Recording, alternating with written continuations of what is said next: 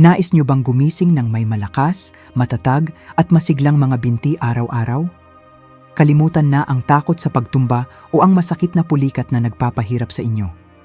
Sa videong ito, tatalakayin natin ang 7 mahahalagang bitamina para sa inyong lakas at kalayaan. Huwag hayaang hadlangan ng edad ang inyong paglakad. Halina't simulan ang paglalakbay tungo sa matatag na bukas. Unang bahagi, Vitamin D, ang Sunshine Spark Plug. Ang unang issue na dapat nating harapin ay ang ugali ng marami na manatili na lamang sa loob ng bahay. Alam ko, minsan ay nakakatakot lumabas dahil sa pangamba na baka kayo ay matumba o baka masyadong mainit ang sikat ng araw. Ngunit ang hindi niyo alam, ang pag-iwas sa araw ay unti-unting nagpapahina sa inyong mga binti. Sa ating pagtanda, ang ating balat ay hindi na kasing bilis noong tayo ay kabataan pa sa paggawa ng vitamin D mula sa sikat ng araw.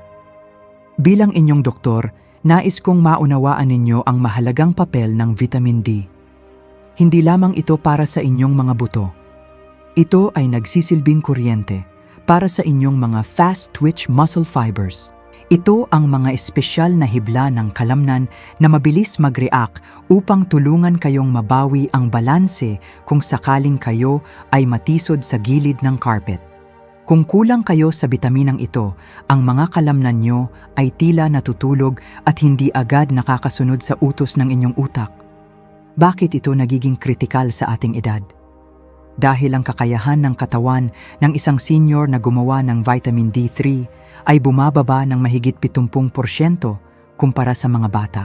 Kahit kumain kayo ng tama, kung hindi sapat ang produksyon ng bitaminang ito, hindi maa-absorb ng inyong katawan ang calcium na kailangan ng inyong mga binti. Marahil ay napapansin ninyo na ang inyong mga binti ay tila mabigat, nangangatog, o madalas kayong makaramdam ng pagkapagod kahit maikli lang ang nilakad ninyo. Ang mga ito ay hindi lamang senyales ng pagtanda. Ang mga ito ay senyales na ang inyong muscle battery ay mahina na. Ayon sa isang mahalagang pag-aaral mula sa Journal of Clinical Endocrinology and Metabolism, ang mga individual na may sapat na antas ng vitamin D ay may mas matatag na koordinasyon at mas mababang panganib ng pagkabali ng buto. Isipin niyo ang aking pasyente na si Arthur mula sa Ohio. Dati ay hirap siyang maglakad patungo sa mailbox dahil sa pangangatog ng kanyang mga tuhod. Ngunit noong sinimulan naming ayusin ang kanyang vitamin D, muli siyang nagkaroon ng lakas na maglakad-lakad sa parke kasama ang kanyang mga apo. Kaya naman, huwag nang mag-atubili. Simulan niyo nang lumabas at hayaang madama ng inyong balat ang sikat ng araw sa umaga. Maglaan ng 15 hanggang 30 minuto sa ilalim ng araw, lalo na sa inyong mga braso at binti. Kung hindi kayo madalas makalabas, mainam na uminom ng supplement na may 800 hanggang 1,000 IU bawat araw.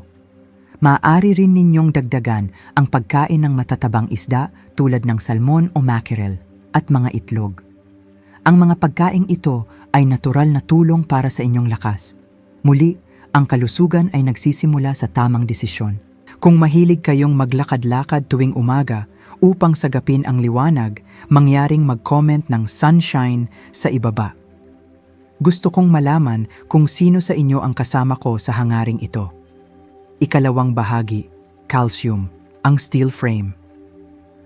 Ang isa sa pinakamalaking hamon na kinakaharap nating mga seniors ay ang pagkakaroon ng marupok na mga buto. Napakadelikado ng tinatawag nating hip fractures o ang pagkabali ng buto sa balakang. Dahil ito ang madalas na simula ng pagkawala ng ating kalayaan sa paggalaw. Marami sa inyo ang nag-aakala na ang calcium ay para lamang sa pagpapatibay ng buto. Ngunit bilang inyong doktor, nais kong malaman ninyo ang isang sikreto. Ang calcium ay nagsisilbi ring switch o gatilyo para sa pag-urong at paggalaw ng inyong mga kalamnan. Kung wala ang mineral na ito, ang inyong mga binti ay magiging mahina, mabagal at hindi makakagawa ng sapat na puwersa upang panatilihin kayong matatag sa inyong pagtayo. Bakit ba ito nagiging mas kritikal habang tayo ay nagkakaedad?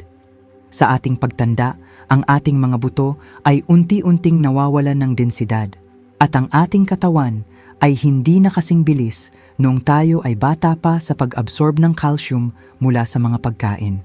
Kapag kulang ang inyong supply, ang bawat galaw mula sa paglalakad hanggang sa pagtayo mula sa inyong paboritong upuan ay magiging isang malaking pagsubok. Ang inyong mga kalamnan ay magsisimulang manghina at madalas na makakaranas ng pamumulikat dahil hindi sila nakakatanggap ng tamang signal para gumalaw ng maayos. Napapansin niyo ba ang biglaang panginginig ng inyong mga binti o ang pakiramdam na tila wala itong sapat na lakas para suportahan ang inyong timbang? Iyan ay hindi lamang basta senyales ng pagtanda. Maaring iyan ay ang inyong katawan na humihingi na ng tulong dahil sa kakulangan sa calcium. Ayon sa mga siyentipikong pag-aaral, ang mga seniors na nagpapanatili ng sapat na level ng calcium ay may mas matibay na istruktura ng buto at mas maayos na koordinasyon sa paggalaw. Ang tamang balanse ng mineral na ito ay napatunayang nakababawas sa panganib ng mga bali na maaaring magdulot ng pangmatagalang kapansanan. Kaya naman, mga kaibigan, huwag nating hayaang umabot sa ganoong sitwasyon. Simulan ninyong baguhin ang inyong mga gawi ngayon din. Sa halip na umasa lamang sa mga tableta, mas mabuting kumuha ng calcium mula sa mga natural na pagkain. Ang pagkain ang inyong pinakaligtas at pinakamabisang gamot. Ang mga produktong gawa sa gatas tulad ng keso o ang mga pagkaing tulad ng almonds, sardinas at mga berdeng gulay ay punong-puno ng sustansya na kailangan ng inyong steel frame. Naaalala ko ang aking pasyente na si Martha. Si Martha ay isang masayahing lola na dati ay laging nag-aalangan na tumayo dahil sa takot na mabuwal. Ngunit noong sinimulan niyang baguhin ang kanyang diet, lalo na ang pagkain ng Greek yogurt tuwing umaga at pagsasama ng mas maraming gulay sa kanyang hapunan, unti-unting bumalik ang kanyang kumpiyansa. Ngayon, si Martha ay masigla nang nakakapaglakad sa kanyang hardin nang walang kahit anong kaba. Ang payo ko sa inyo, siguraduhing makakuha ng 1,000 hanggang 1,000 at 200 miligramo ng calcium araw-araw. Ngunit tandaan, ang mahalagang paalalang ito, hindi sapat ang pagkain lamang. Kailangan ninyong igalaw ang inyong mga binti. Maglakad-lakad kayo sa labas. Ang bawat hakbang at ehersisyo ay nagtuturo sa calcium na pumunta sa inyong mga buto at kalamnan kung saan ito tunay na kailangan. Ang inyong kalayaan at kalusugan ay nagsisimula sa matibay na pundasyon ng inyong mga buto. Ikatlong bahagi, Vitamin B12, ang nerve guardian. Napapansin niyo ba na tila bumibigat ang inyong mga paa? Na parang may nakatali na mabigat na bakal sa inyong mga sakong? O kaya naman ay ang nakakairitang pamamanhid at tusok-tusok na parang may mga langgam na naglalakad sa inyong mga daliri sa paa? Marami sa aking mga pasyente ang nag-aakala na ito ay bahagi lamang ng pagtanda. Bakit ba ito nagiging isang malaking problema para sa ating mga seniors? Habang tayo ay nagkakaedad, ang ating tiyan ay nababawasan ng tinatawag na intrinsic factor. Ito ay isang espesyal na protina na kailangan ng ating katawan upang makuha ang B12 mula sa ating mga kinakain. Kahit gaano pa karami ang inyong kainin, kung ang inyong tiyan ay wala ng sapat na asido o intrinsic factor, ang bitaminang ito ay dadaan lamang at hindi mapapakinabangan. Ito ang dahilan kung bakit ang kakulangan sa B12 ay tinuturing na isang silent epidemic sa mga taong edad 60 pataas. Ang mga sintomas ay hindi dapat baliwalain. Ang madalas na pagkatisod, ang pakiramdam na tila lumulutang habang naglalakad o ang paghina ng kapit ng inyong mga paa sa sahig. Lahat ng ito ay konektado sa kalusugan ng inyong nervous system. Ayon sa mga medikal na pananaliksik, ang hindi naagapang kakulangan sa B12 ay maaaring humantong sa permanenteng pinsala sa mga ugat. Kapag ang inyong mga nerves ay hindi na nakakapagpadala ng malinaw na utos, ang inyong mga binti ay tila mawawala ng sariling isip at dito na nagsisimula ang panganib ng malalang pagtumba. Naalala ko ang aking pasyente na si Martha. Si Martha ay isang masayahing lola na mahilig maghardin, ngunit dumating ang panahon na natatakot na siyang lumabas dahil sa pamamanhid ng kanyang mga paa. Akala niya ay kailangan na niyang gumamit ng tungkod habang buhay. Ngunit pagkatapos ng pagsusuri, nalaman namin na napakababa ng kanyang B12. Noong sinimulan namin ang tamang suplemento at nutrisyon, unti-unting bumalik ang pakiramdam sa kanyang mga binti. Ngayon, si Martha ay muling nakakalakad ng may kumpiyansa at katatagan. Kaya naman, ang aking payo sa inyo, huwag hayaang manghina ang inyong mga guardian nerves. Siguraduhin kumain ng mga pagkaing mayaman sa B12 tulad ng lean beef, isda, mga itlog at shellfish gaya ng tahong o clams. Tandaan, ang B12 ay matatagpuan lamang sa mga pagkaing mula sa hayop. Kung kayo ay may pinapaborang plant-based diet, napakahalaga na uminom kayo ng dekalidad na B12 supplement. Ligtas itong inumin dahil ang sobrang bitamina ay inilalabas lamang ng katawan sa pamamagitan ng ihi. Ang inyong kalayaan sa paggalaw ay nakasalalay sa kalusugan ng inyong mga nerves. Kung nais ninyong manatiling matatag ang inyong bawat hakbang at iwasan ang pangangatog, mangyaring mag-comment ng steady sa ibaba. Ipakita natin na handa tayong pangalagaan ang ating lakas para sa mas masayang bukas. Ika-4 na bahagi. Magnesium, ang master relaxer. Naranasan niyo na ba ang biglaang pag-atake ng matinding pulikat sa gitna ng inyong pagkakahimbing? Iyong tila binibigti ang inyong binti sa sobrang sakit na mapapabangon kayo sa kama sa gitna ng kadiliman at mapapahawak sa inyong mga binti? Marami sa aking mga pasyente ang nakakaranas nito at ang madalas na dahilan ay ang kakulangan sa magnesium. Ang mineral na ito ang nagsisilbing master regulator ng ating mga kalamnan. Ang trabaho nito ay bigyan ng hudyat ang inyong muscles na mag-relax matapos silang gumalaw o mag-contract. Kung wala ang mineral na ito, ang inyong mga kalamnan ay mananatiling matigas, tensyonado at laging handang mamulikat. Bakit ba ito nagiging mas mahirap para sa ating mga nakatatanda? Sa ating pagtanda, ang ating katawan ay tila mabilis maubusan ng magnesium dahil sa maraming dahilan. Marami sa ating mga karaniwang iniinom na gamot, tulad ng mga gamot para sa blood pressure, diuretics o para sa acid reflux, ay parang mga magnanakaw na unti-unting kumukuha ng magnesium mula sa ating sistema. Bukod dito, ang magnesium ay kumikilos bilang isang traffic controller para sa calcium. Sinisigurado nito na ang calcium ay pupunta sa loob ng inyong mga buto kung saan ito kailangan, at hindi sa inyong mga kasukasuan o joints. Kapag mababa ang inyong magnesium, ang calcium ay namumuo sa inyong joints at soft tissues na nagiging sanhi ng matinding paninigas, arthritis at hirap sa bawat hakbang.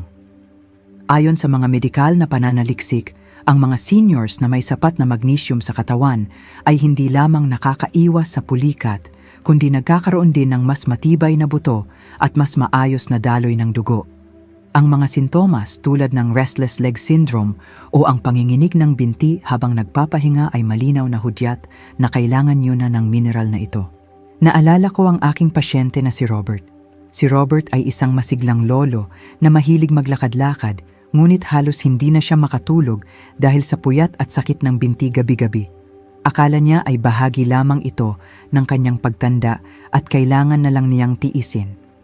Ngunit noong sinuri namin ang kanyang listahan ng mga gamot at dinagdagan ang kanyang nutrisyon ng magnesium, bumalik ang kanyang mahimbing na tulog at sigla sa umaga. Kaya naman, mga kaibigan, huwag ninyo itong balewalain. Ang aking payo, suriin ang label ng inyong mga gamot at itanong sa inyong doktor kung ito ba ay nakakaubos ng inyong magnesium. Sa halip na basta uminom ng kung ano-anong tableta, subukan ang mga natural na lunas mula sa inyong kusina.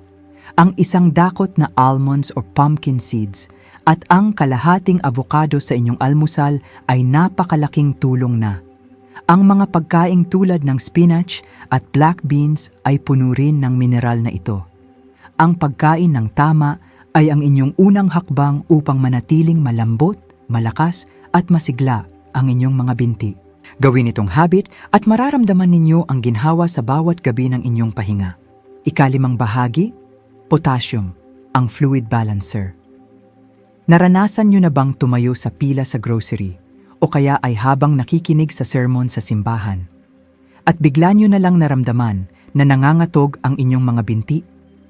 Tila ba nawawalan ng lakas ang inyong mga tuhod at hirap kayong panatilihin ang inyong balanse?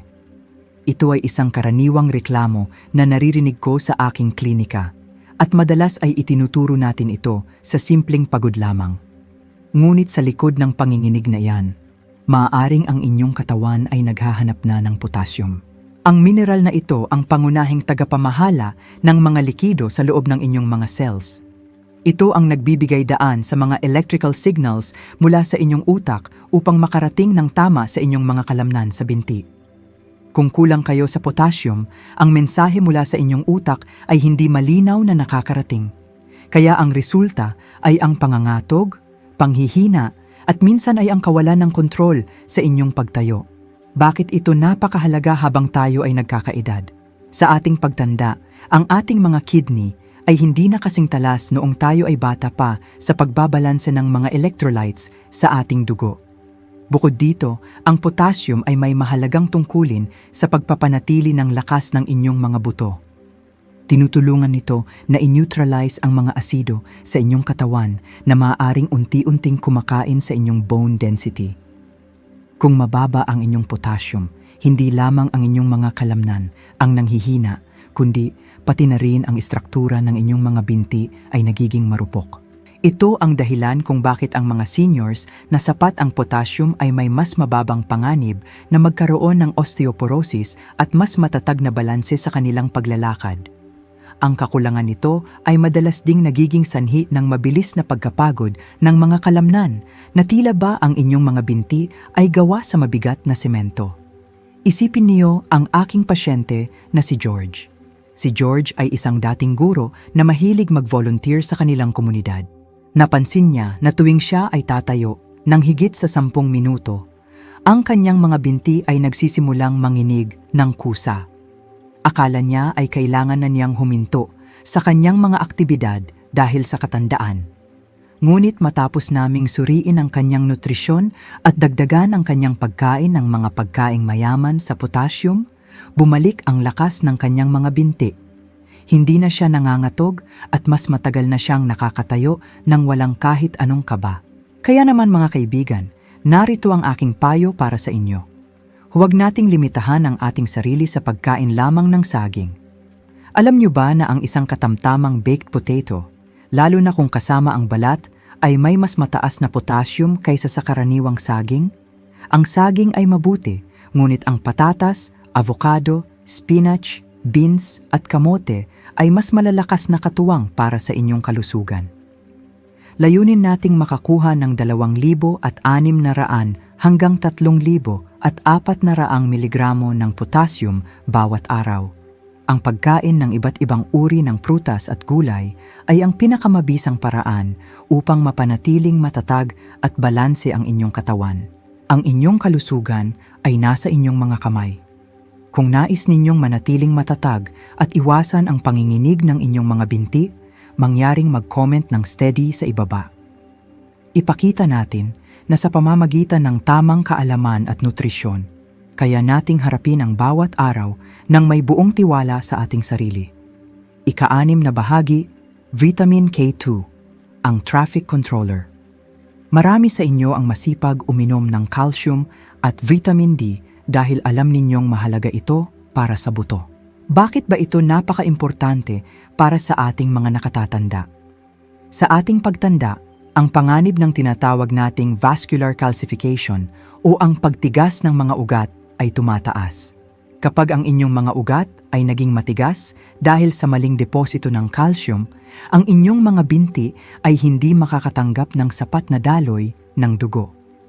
Ito ang dahilan kung bakit marami sa inyo ang nakakaranas ng matinding paninigas ng tuhod. Lalo na tuwing kayo ay tatayo mula sa inyong paboritong armchair pagkatapos ng mahabang oras ng pag-upo. Ang vitamin K2 ay gumagana sa pamamagitan ng pag-activate sa isang espesyal na protina na tinatawag na osteocalcin na siyang pandikit na nagkakabit ng calcium sa inyong mga buto. Kung wala ang bitaminang ito, ang inyong mga binti ay mananatiling marupok kahit gaano pa karaming calcium ang inyong inumin. Naalala ko ang aking pasyente na si Sarah. Si Sarah ay isang masiglang lola mula sa Florida na mahilig mag-gardening. Sa kabila ng pag-inom niya ng calcium supplements, napansin niya na lalong tumitindi ang paninigas ng kanyang mga kasukasuan at madalas siyang makaramdam ng pagkapagod sa kanyang mga binti. Noong sinuri namin ang kanyang diet at dinagdagan namin ang vitamin K2, laking gulat niya na pagkalipas ng ilang linggo, ang paninigas ng kanyang mga tuhod ay unti-unting nawala. Ngayon, mas malayo na ang kanyang nalalakad sa kanyang hardin nang walang kahit anong sakit. Kaya naman, narito ang aking mahalagang payo para sa inyo. Huwag ninyong hayaang maligaw ang calcium sa inyong katawan. Ang pinakamabisang paraan ay ang pagkuha ng vitamin K2 mula sa inyong mga pagkain. Isama sa inyong hapunan ang mga berdeng gulay tulad ng kale, Swiss chard o spinach. Kung mahilig kayo sa keso, ang mga aged cheeses ay napakagandang source ng K2. Ang mga fermented foods gaya ng natto o fermented soybeans ay isa rin sa pinakamayaman sa bitaminang ito. Ngunit, mayroon akong isang seryosong paalala. Kung kayo ay umiinom ng mga gamot na pampalabnaw ng dugo, gaya ng warfarin, napakahalaga na kumonsulta muna kayo sa inyong doktor bago dagdagan ang inyong vitamin K intake. Ang vitamin K ay may kinalaman sa pagbubuo ng dugo, kaya kailangan nating maging maingat.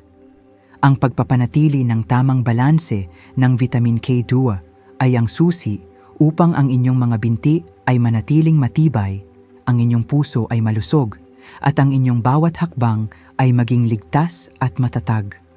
Huwag nating hayaang tumigas ang ating mga ugat, bagkus ay patigasin natin ang ating mga buto para sa isang masayang kinabukasan. Ikapitong bahagi, vitamin B6, ang oxygen porter. Napapansin niyo ba na tila mabilis kayong kapusin ng hininga? O pakiramdam niyo ay pagod na ang inyong mga binti kahit naglakad lang kayo patungo sa inyong pintuan? Marami sa aking mga pasyente ang nag-aakalang ito ay dahil lamang sa pagtanda ng kanilang puso. Tumutulong ang B6 sa paggawa ng mga red blood cells, ang mga maliliit na sundalo na nagdadala ng sariwang hangin sa inyong mga muscles. Kung wala ang sapat na B6, ang inyong mga kalamnan sa binti ay tila nasasakal. Hindi sila makakagawa ng sapat na enerhiya, kaya ang bawat hakbang ay tila pag-akyat sa isang mataas na bundok. Bukod dito, ang B6 ay mahalaga rin para sa inyong nervous system upang maging mabilis ang inyong reflexes at maiwasan ang panginginig. Balikan natin ang kwento ni Arthur. Noong una siyang lumapit sa akin, hirap na siyang lumabas ng bahay dahil sa bilis ng kanyang pagkapagod. Ngunit noong sinimulan niyang isama sa kanyang diet ang pagkain ng salmon, tuna at chickpeas na punong-puno ng natural na B6, unti-unting bumalik ang kanyang lakas. Ngayon, sa edad na 72, masaya na siyang nakakapaglaro ng golf tuwing katapusan ng linggo kasama ang kanyang mga kaibigan. Ang aking payo sa inyo ay simple lamang. Siguraduhing makakuha ng 1.5 mg hanggang 1.7 mg ng vitamin B6 araw-araw. Hindi niyo kailangan ng mamahaling gamot. Ang pagkain ng saging, manok, o kahit simpleng patatas ay malaking tulong na upang muling sumigla ang inyong mga binti. Ang kalusugan ay hindi kailangang maging komplikado basta't alam ninyo ang tamang nutrient para sa inyong katawan. Kung ngayon nyo lang nalaman na ang B6 pala ang susi sa inyong lakas at hininga, mangyaring mag-comment ng wow sa ibaba. Gusto kong malaman kung sino sa inyo ang nagulat sa mahalagang impormasyong ito.